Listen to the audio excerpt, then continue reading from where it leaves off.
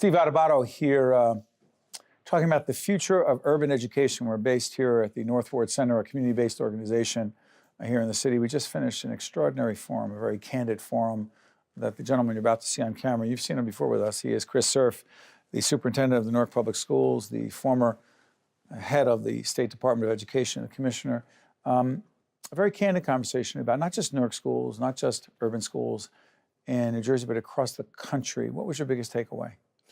Well, my biggest takeaway is that we owe a debt to our children, and to pay that debt fully, we have to accept certain basic truths. And one of those truths is that in urban America, we have not succeeded as a country to provide the central goal of public education, which is to give every child, regardless of the circumstances into which she or he is born, an equal opportunity at a full and successful life. You know, Chris, you and I have had so many conversations about education, both on camera and as neighbors in town as well, in Montclair. We've talked about this, and so I'm going to put this question to you here, which we talked about there, which is a larger question of who cares? Meaning, I asked the question about suburban parents, and I don't mean they're a monolithic entity, but the amount of state funding that goes to poorer districts is somewhat predicated on the political will of suburban legislators representing suburban taxpayers, parents, voters. Long-winded question, I know. To what degree do you believe others outside the city care about urban education and those kids? I think the answer is it very much depends. I think that there is a narrative out there that says that we do not owe an obligation equally to all children. We need to keep our local taxes local to support our own schools. And why should our taxes are already through the roof? Our taxes are already through the roof. But I have to tell you that I think when people sit down and really understand the question, they come out very differently. Because?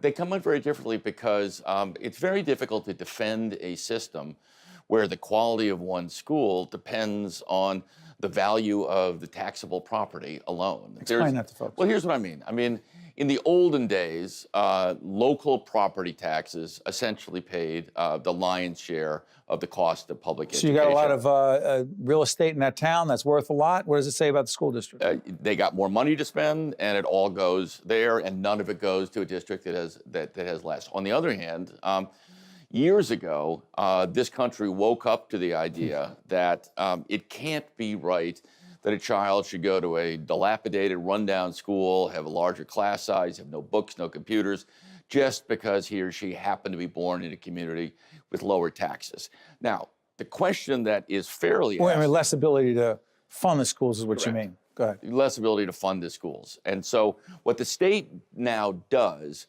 is it expects every jurisdiction to pay what's called in the statute local fair share. It's a judgment about how much the people of that district can afford to spend. And then it tops it off with a slug of state money so that everybody ends up with roughly the same amount of money. Obviously, children who have greater needs, special education students, children who go to schools with a high concentration of poverty get a little bit more. What are some of the keys, dare I call them best practices, in any urban school or school district anywhere in the state or nation? So by far and away, the most important variable within a school, within the four brick walls of a school, are the effectiveness and quality of the teaching force. There's no question about that. Now, obviously, there are things outside the school that are highly relevant as well. But within a school, it's the quality of the teachers. And we do not have a system in this country that puts that value at the absolute top of the heap. For example, we cannot differentiate pay. We cannot pay more for a PhD chemist to come in and teach chemistry than for a teacher for whom there's a far greater supply of teachers. So that's a big fundamental problem. The second is leadership. Never seen a great school without a great leader. Principal. A principal, correct. I've certainly seen some schools that are struggling that have a great principal, but I've never seen a truly great school without a great leader. The third, and this is a sort of softer one, Steve, but one that I think is very important, is you absolutely have to operate on the basis of high expectations for kids. Instead of saying, sorry for interrupting, Chris, you know what do you expect?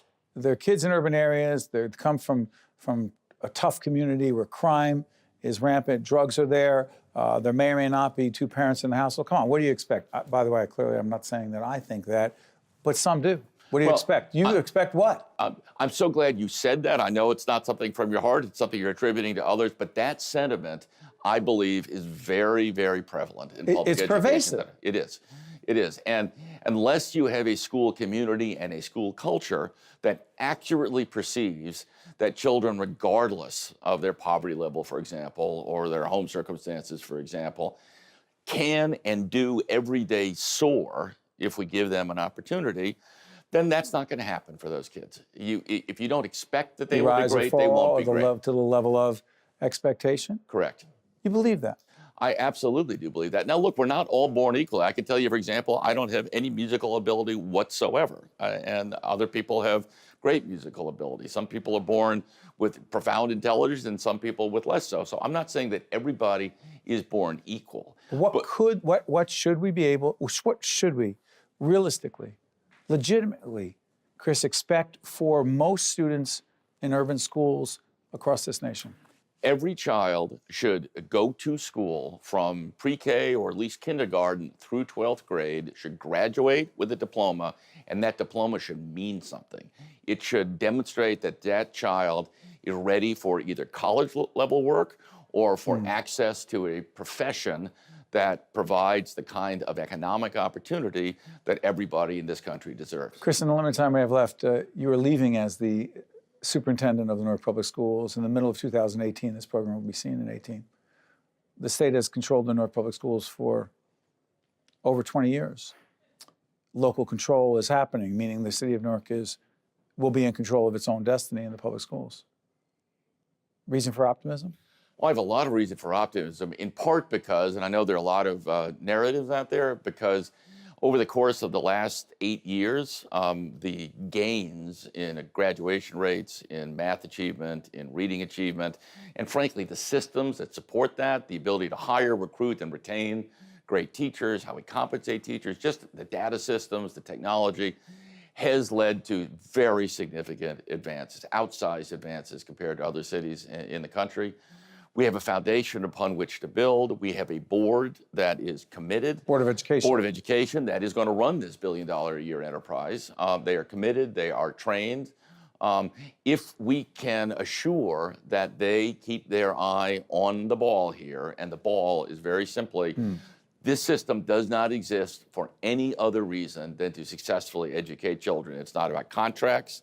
It's not about jobs. It's not about patronage. It's not about patronage. It's not about scratching people's back for political favors. What school do I get to? What job does my cousin get? As long as they keep their eye on the ball, we will go to a really terrific place in this city. Thank you, Chris Cerf. Well done. Thank you. My pleasure. State of Affairs with Steve Adubato is a production of the Caucus Educational Corporation, celebrating over 25 years of broadcast excellence. State of Affairs with Steve Adubato is brought to you from the Agnes Veris NJTV studio at 2 Gateway. Funding has been provided by New Jersey Resources, Seton Hall University, TD Bank, Hackensack Meridian Health, Verizon, the Turl Fund, supporting Right from the Start NJ, and by NJM Insurance Group. Promotional support provided by NJ Advance Media and by the New Jersey Business and Industry Association.